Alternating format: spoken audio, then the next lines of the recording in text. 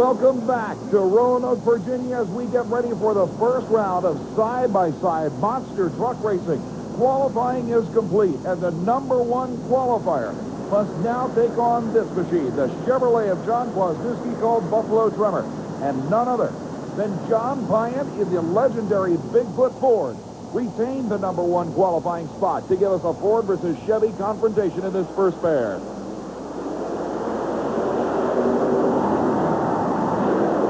Out in front, but Kwasniewski gets sideways, breaks an axle off, and is upside down.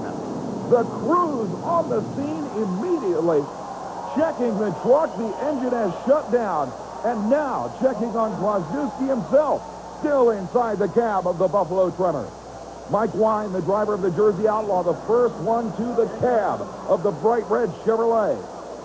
Now John Pyatt is out of Bigfoot and trying to assist the Chevy driver out of the truck. A tense moment, as apparently Kwasniewski can barely get unstrapped from the 5-point belt harness. And now Pyatt is literally trying to pull him out of the cab of the Chevrolet. Jerry Richmond now, the driver of the Weapon 1 Chevy, is on the scene. Joe Quinterno, the U.S. Harvard Association event director, was one of the first ones there. An incredibly tense moment for the crowd as they await word on the condition of Kwasniewski. A huge hit that went straight up and down, then slammed the nose down when the rear tailgate hit, broke an axle and put the truck upside down with the throttle stuck for a second as well. Still, John Pyatt trying to get Kwasniewski out of the Buffalo Tremor as the ground crews already prepare to right the truck on the floor of the Roanoke, Virginia Coliseum.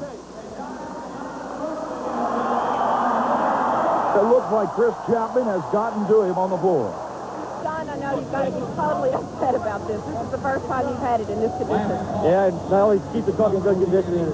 This is the first time anything like that ever happened to me. I come close, but never like this. What happened? I don't know. I just went all out over the hill. I wasn't going to lose. I gave it my best shot, and it seemed like it just shot straight up in the air. And it caught the back bumper or something and just pulled it over. Nothing hurt? No, I got a hard head. How about your feelings? Feelings, that's about it. A lot of money, but that's it. Well, I'm sorry about the bad luck, but we're glad you're okay, John. Thank you. An amazing crash, but Kwasniewski walks away uninjured. What's really incredible is that while all the action was taking place in Kwasniewski's lane, take a look at John Pyatt in Bigfoot.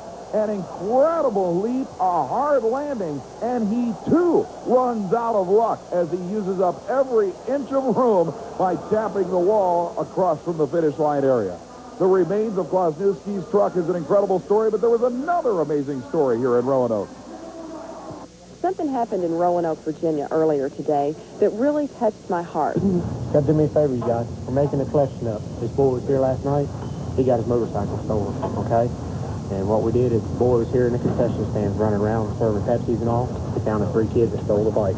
They went over and got the cops and everything. And while he was getting the cops to get his motorcycle back before the show, 2 SOBs went outside, took his bike with them. Well, once the monster truck drivers learned about this, they didn't like it at all. It didn't set real well with them. The other drivers, monster truck drivers, the guys at the show and everything come up with 10, 15, 20 bucks out of their pocket. We're trying to get up the money, and during the intermission of the show, we're going to give them a brand new bicycle. See if we can make his life a little bit better. He won't know nothing about it. He don't know anything at all. He's still sitting over there crying and moping. Yeah, we collect the money. I'll run and get the bike.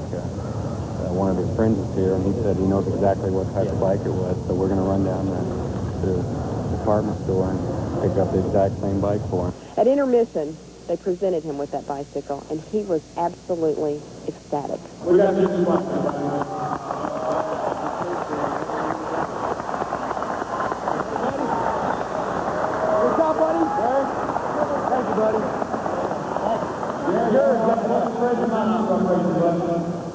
And while they have these rugged exteriors and these rough names on their trucks, they're really nice guys.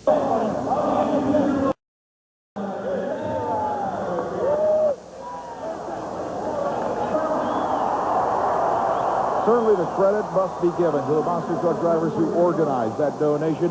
But in the meantime, they are also organizing themselves for the continuation of battle. Ken Duffy in the whiskey business Chevrolet moves to the line as we continue action The number 3 qualifier, somewhat of a surprise, moves it up against the rear-engine supercharged Ford called Overkill, being campaigned this particular event by Marty Garza. Both machines lining up the stage. Remember, those dirt moguls just off the starting line have really, really made this a bizarre acrobatic battle. Obvious problems for Garza. And Deppy and the Whiskey Business machine will advance easily to the semifinal round. Now, keep in mind that the Overkill Ford suffered some chassis damage during qualifying, and that damage was apparently never rectified in the pit area between rounds. On the slow-motion replay, you can see Deppy in the same beautiful form he displayed during qualifying, and the Whiskey Business truck may well be a serious competitor in this battle. Meanwhile, the next pair of machines pulls to the line as the crowd anxiously awaits another showdown. This one between Jerry Richmond and Weapon 1 and the incredible Clydesdale of Bennett Clark. An all Chevrolet duel with the winner advancing to the semifinal round.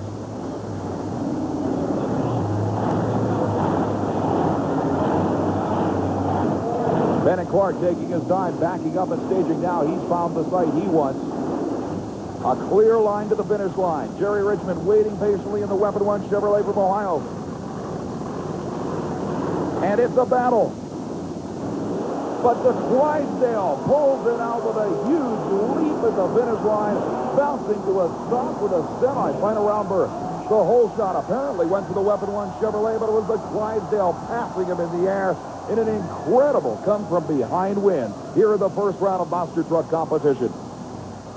And elated Bennett Clark knows he'll still be in the running as he steers it back into the pit area with one last pairing to go.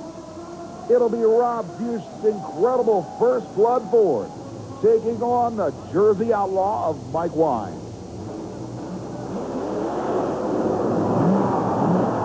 Wine's machine qualified 6th in the field. Rob Bush, the independent from Woodstock, Illinois, qualified 2nd amongst some of the toughest monster trucks in the business. This is the machine that Bush hand-built. No major sponsorships, just a ton of sweat and blood. Mike Wine in the Super Winch back entry, lining himself up in the left-hand lane.